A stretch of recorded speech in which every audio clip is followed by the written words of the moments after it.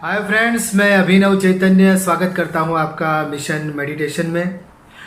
कुछ वीडियो जिज्ञासुओं के प्रश्नों को लेकर बनाएंगे, जिसमें यह वीडियो प्रकरण ऐसे ही एक प्रश्न के संदर्भ में है जो हमने कही अब तक की बातों के संदर्भ में पूछा गया है। आप भी अपने प्रश्न हमें ईमेल के जरिए भेज सकते हैं।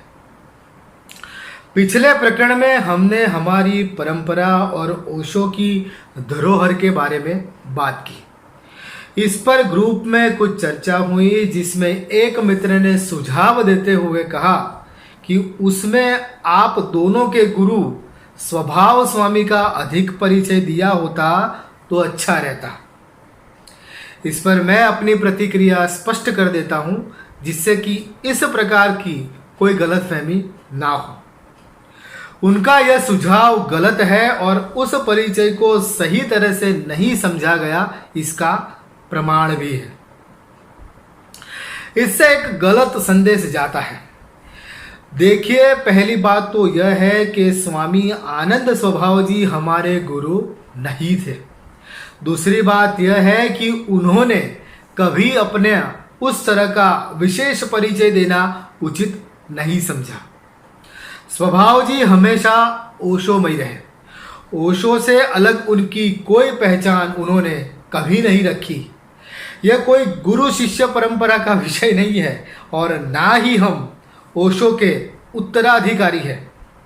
इसे ध्यान से समझ लीजिए कि उस परिचय का कोई विशेष महत्व नहीं है और वो एक सामान्य परिचय है। ओशो ने कहा था कि मेरा प्रत्येक सन्यासी मेरा प्रतिनिधि है और इस वजह से ओशो के सन्यासी होने के नाते हम यह कार्य कर रहे हैं। व्यवहारिक परिभाषा में परिचय देना आवश्यक होता है, इसलिए हमने जो हकीकतें हैं उसे वहां प्रस्तुत किया है, बस इतना ही। फिर भी आप स्वभाव जी के विषय में अधिक जानना चाहते हैं तो उनकी पुस्तक स्वर्णिम क्षणों की सुमधुर यादें पढ़ सकते हैं। उसमें भी स्वामी जी ने केवल ओशो का परिचय ही दिया है। ओशो के साथ बिताए लम्हे और जैसा उन्होंने ओशो को देखा उसी का वर्णन अपनी किताब में किया है। जिनको ओशो ने अपने विचार के प्रचारक के रूप में चुना, उनकी दृष्टि से ओशो क्या थे, यह हमें उस किताब से जानने को मिलता है। हम भी यहाँ सिर्फ स्वभाव जी के साथ हमारे संबंध के विषय में बात कर सकते हैं। स्वामी आनंद स्वभाव जी का मूल नाम हरीश मल्होत्रा था और वे अपने पूर्वाश्रम में एक उद्योगपति थे। अखंड भारत के रावलपिंडी में उनका जन्म हुआ था और अपने भाइयों के साथ पुणे में वे स्थायी हुए थे।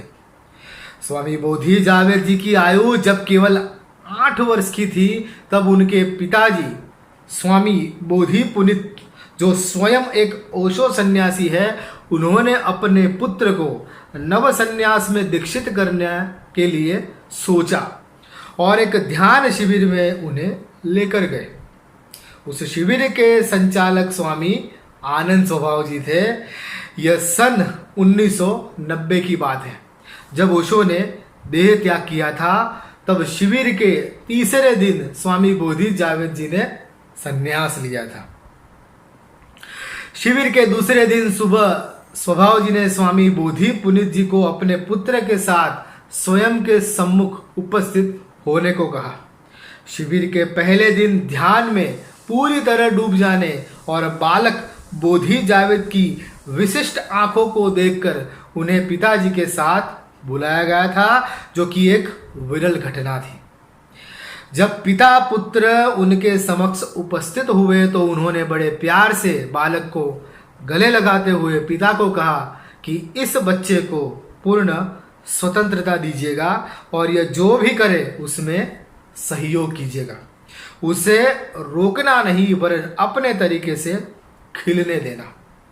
साथ ही में स्वभाव जी ने एक ओशो की तस्वीर भेंट करते हुए उस पर अपने हस्ताक्षरों के साथ कुछ प्यारे शब्द लिखे थे। उसके बाद स्वामी बोधि जावेद जी ने स्वामी आनंद स्वभाव जी के संचालन में अनेक शिविरों का लाभ लिया और यह सिलसिला चलता रहा। मेरा संबंध स्वामी आनंद स्वभाव जी से पहली बार सन 2003 में हुआ, जब मेरी आयु 20 वर्ष की थी। वह ध्यान शिविर का मेरा पहला अनुभव था और मैंने वहाँ भाव विभोर होकर नव संन्यास में दीक्षित होने का निर्णय किया। उस वक्त तो स्वभाव जी को ही मैं गुरु मानने लगा था, क्योंकि ओशो के बारे में तो मैंने सिर्फ सुना था। हमें दीक्षित करने वाला ही हमारे लिए प्रत्यक्ष ओशो का रूप बन जाता है, और उसमें स्वभाव जी तो ओशो के एकमेव धर्मदूत। उसके अतिरिक्त उनकी सम्मोहक प्रतिभा और वेशभूषा। लेकिन बाद में उनसे वार्तालाप के दौरान उन्होंने इस भ्रम से मुझे मुक्त किया और समझाया कि केवल ओशो ही हमारे सदगुरु है। स्वभाव जी ने हमें दीक्षा देने का अधिकार नहीं दिया था, क्योंकि उनके पास भी ऐसा कोई अधिकार नहीं था। हम सब गुरु भाई थे और उससे आगे की बात ओशो करते हैं। एक बार ओशो को पूछा गया कि दुनिया उन्हें उनके जाने के बाद किस तरह याद रखे, ऐसा वे चाहते हैं। तब ओशो ने कहा था कि उन्हें भुला दिया जाए और उनको माफ किया जाए, सिर्फ स्वयं को याद रखा जाए और किसी को नहीं। अब जब ऐसा सदगुरु हमें मिला हो जो अपनी कोई व्यक्तिगत पहचान भी नहीं रखना चाहता इस दुनिया के लिए, तो उसकी परंपरा कभी लौकिक नहीं हो सकती। अतः यह सिर्फ एक प्रारंभिक परिचय है कि मैं और स्वामी बोधि जावेद जी किस तरह ओशो से जुड़े और स्वभाव जी के साथ हमारा क्या संबंध था। इसे अन्यथा ना लिया जाए, इसी निवेदन के साथ इस विषय को यहाँ पूर्ण करते हैं। धन्यवाद।